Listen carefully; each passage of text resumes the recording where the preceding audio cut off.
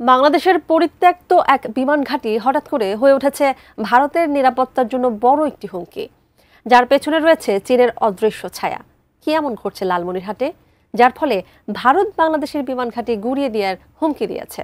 বিস্তারিত ইশতিয়াক হোসেনের প্রতিবেদনে।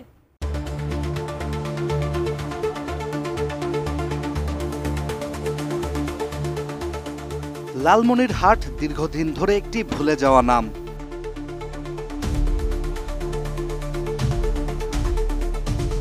দ্বিতীয় বিশ্বযুদ্ধ চলাকালীন ছোট এই বিমান ঘাঁটির রানওয়ে অনেক আগেই সময়ের ধুলোয় ঢাকা পড়ে যায়।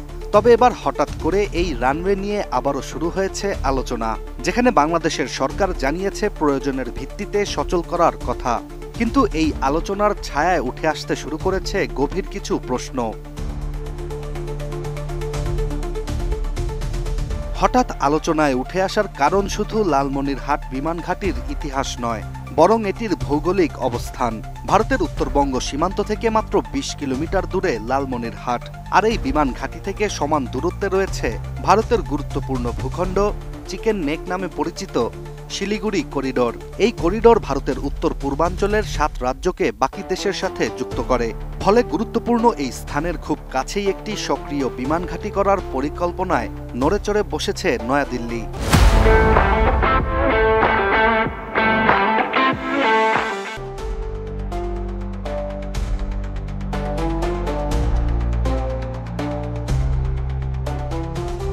লালমনিরহাট বিমানবন্দর নতুনভাবে তৈরির আলোচনা শুরু হওয়ার পর থেকেই বিরূপ প্রভাব আসতে শুরু করে ভারতের পক্ষ থেকে। দেশটির স্থানীয় সংবাদ মাধ্যম এনডিটিভির একটি প্রতিবেদনে শিরোনাম করা হয়, বাংলাদেশের চীনমুখী মনোভাব মোকাবেলায় ১৯৭১ সালের যুদ্ধ বিমান ঘাঁটি ধ্বংস করবে ভারত। প্রতিবেদনটি থেকে আরও জানা যায়, ভারত আশঙ্কা করছে বাংলাদেশের লালমনিরহাটে পরিত্যক্ত বিমান ঘাঁটি পুনরুদ্ধারে সহায়তা করবে চীন, যার ফলে এটি বাস্তবায়িত হলে সেখানে চীনা সামরিক উপস্থিতি নিশ্চিতভাবে তৈরি হতে পারে। যেমন দেশটির রাডার, ফাইটার জেট কিংবা অন্যান্য সেনা সরঞ্জাম থাকতে পারে ঘাঁটিটিতে।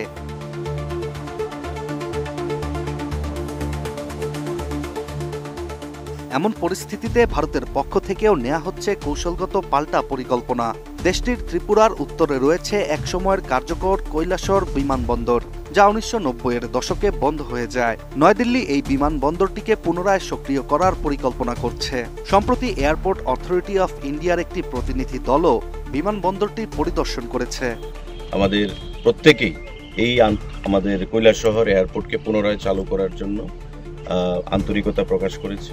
লালমনিরহাটে বিমান ঘাঁটির বিপরীতে ত্রিপুরার কৈলাসহর বিমানবন্দর, এটি দুই দেশের মধ্যে শুধু পাল্টাপাল্টি প্রতিক্রিয়াই নয়, এই ঘটনার পেছনে রয়েছে রাজনৈতিক পরিবর্তনও।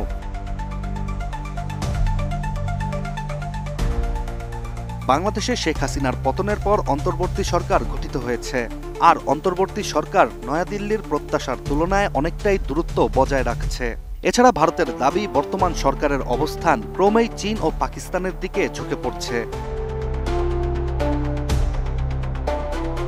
বিশ্লেষকদের ধারণা, দুই প্রতিবেশী দেশের এমন পদক্ষেপগুলো একসাথে মিলে একটি বড় চিত্র আঁকতে শুরু করেছে। আর এমন মুখোমুখি পদক্ষেপ দক্ষিণ এশিয়ায় বড় ধরনের সংঘাতও সৃষ্টি করতে পারে। যদিও বাংলাদেশ সরকারের পক্ষ থেকে এখনো আনুষ্ঠানিকভাবে লালমনিরহাট বিমান ঘাঁটি তৈরি করার ক্ষেত্রে চীনের সহায়তার বিষয়ে কোনো ঘোষণা আসেনি। Ishtiaq Hossain, ATN news.